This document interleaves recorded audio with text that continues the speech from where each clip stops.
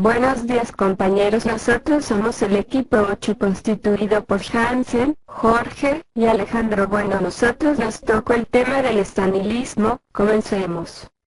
El estalinismo surgió como una tendencia dentro del partido bolchevique después de la guerra civil en la Unión Soviética, y logró la hegemonía dentro del partido a través de una serie de amargas luchas internas, consigue la victoria y el control absoluto en 1928. Teóricamente, entonces, parece una evolución del leninismo. El leninismo es el marxismo que expresó y condujo a la victoria, a la Revolución Rusa de octubre de 1917. El leninismo fue la expresión de una clase obrera creciente cada vez más concientizada, mientras que el estalinismo surgió en condiciones completamente diferentes. Por ende, su evolución a partir del leninismo es solo aparente. La clase obrera rusa en 1917 había logrado el mayor nivel de conciencia y de lucha revolucionaria jamás visto en el mundo hasta entonces. En 1921 esta misma clase ya casi no existía. Durante la guerra civil la inmensa mayoría de los obreros más combativos y politizados lucharon y murieron en el campo de batalla, o fueron promovidos a funcionarios estatales. Bajo el impacto de la guerra civil, la revolución y la guerra mundial, la economía rusa estaba en ruinas.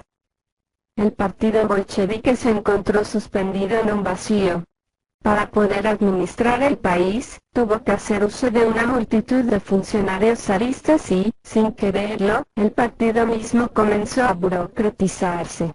Una burocracia es esencialmente una jerarquía de funcionarios que no está sujeta al control popular por parte de su base.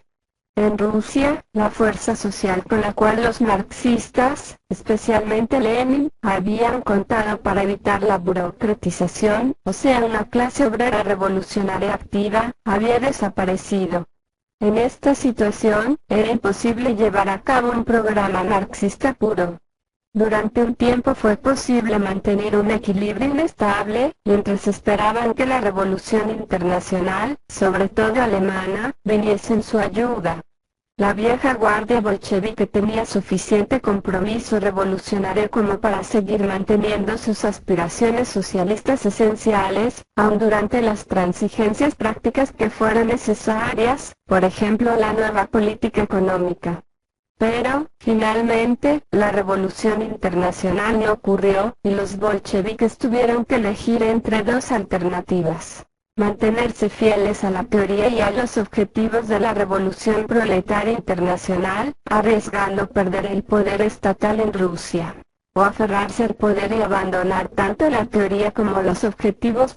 El socialismo en un solo país marcó una dramática ruptura con la posición internacionalista formulada por Marx y Engels en 1845 y 1847, y repetida incansablemente por Lenin en relación a la Revolución Rusa. Contradice también lo que Stalin mismo había escrito en los fundamentos del leninismo pocos meses antes, en abril de 1924. Todavía queda por emprender la tarea principal del socialismo, la organización de la producción socialista. Este procedimiento no es un ejemplo aislado, sino que es típico. Cuando la socialdemocracia, según Stalin, dejó de ser un aliado, 1925, para convertirse en el enemigo principal, 1928, y más tarde otra vez en un aliado, 1934, el cambio de línea no se basó en un nuevo análisis de la socialdemocracia. Era un nuevo dogma, para el que había que encontrar a posteriori un análisis que cupiera. No es que Stalin no haya tenido ningún análisis, sino que su análisis no podía discutirse en voz alta, porque sus verdaderos criterios y verdaderos objetivos habían dejado de ser los que correspondían a la teoría cuyo lenguaje seguía usando. El socialismo en un solo país también tuvo consecuencias teóricas. No pudo limitarse, aunque Stalin hubiese deseado, a una pequeña enmienda a la ortodoxia. En Rusia la inmensa mayoría de la población no eran obreros sino campesinos.